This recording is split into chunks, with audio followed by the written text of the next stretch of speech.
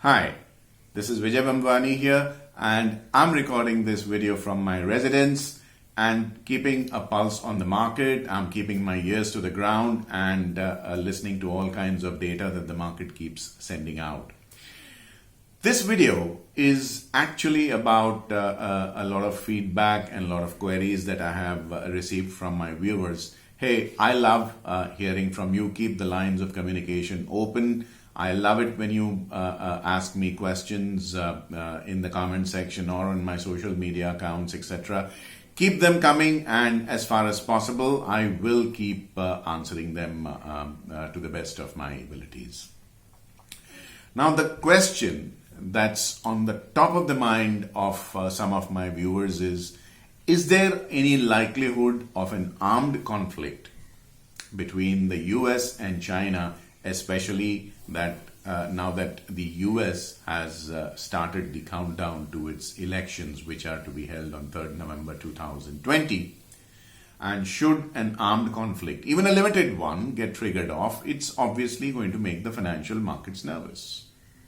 So I'm going to try and answer that question in my 360-degree worldview manner using behavioral science to answer this question. And the answer itself is based on finance. The question is financial. Let the financial markets answer that question itself. Let me answer this question in a very unique manner. 3 years ago, I was sitting in a television news channel and I was being interviewed by the anchor for the outlook on commodity markets. And if you recollect, it's not really very distant past history. If you recollect, in those days, Kim Jong-un of North Korea had this great habit of issuing very aggressive statements, even firing missiles once in a while on weekends. So there used to be this segment of the market that was extremely nervous about the possibility of an armed conflict between the United States and North Korea. So the anchor asked me what I thought about the possibilities of this conflict. The answer I gave then is valid even now in this instance. You see, as a student of the market and as a student of behavioral finance, I believe that nothing happens in the financial markets without any reason. If you think the price of any security, commodity, currency, index or bond went up and it was a fluke, it happened just by chance or it just happens to be happenstance, you're mistaken. It takes a great deal of money to move the prices up or down. And believe me, some very smart people are taking decisions to buy or sell, which is why prices go up and down. So in financial markets, everything happens for a reason. And guess what? The reason itself is financial in nature. So the financial markets will address the question of whether the US and the North Korea will go to war. So my answer to this anchor was, and I repeat, that's the same answer I would give to anyone asking about a US-China conflict. You see, the US commodity markets are very, very advanced. They have a huge lot of commodities that are available on their trading platforms.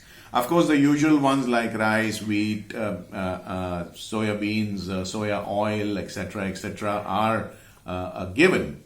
But they also have live hogs, they have cattle, they have orange juice, they have a whole lot of edible farm commodities on their trading platforms. So I asked this anchor, what would you do if you feared a war between India and its next door neighbor was almost imminent? He said, I would rush out outdoors and buy groceries, go out to the pharmacy, buy medicines, I would stock water, I would stock bandages, I would stock paracetamol, etc., edible oils, etc. So I asked him, do you see any rise in the prices of wheat, in the prices of pulses, in the prices of soya beans, in the prices of orange juice, live hogs, cattle, etc., in the US? He checked his charts and hey, the prices were constant.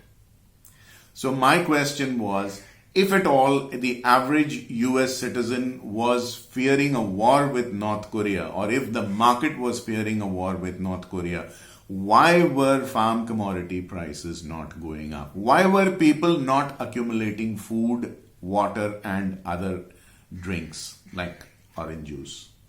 Why were the prices constant? That means the market did not really take this war of words, angry words being spoken between Donald Trump on one hand and Kim Jong-un on the other.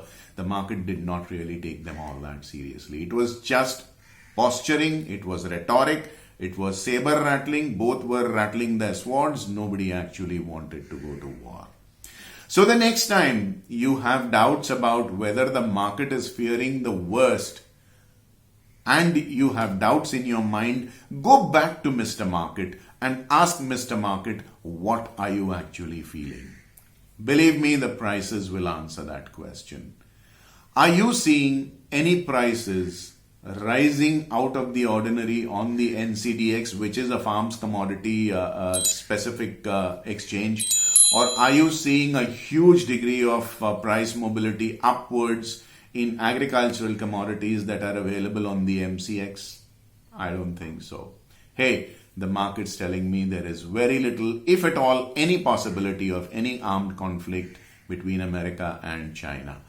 Rest your mind, let it be in peace, continue with your investments, continue doing what you are doing. Remember in my earlier video about Lord Indra's curse, I mentioned that we must continue to do what we do, which is trade or invest in the market, or we'll lose our finger on the pulse of the market, we'll lose our skill, we'll lose our expertise, and whenever we do start, it will be reinventing the wheel and rediscovering ourselves. Let's not make that mistake.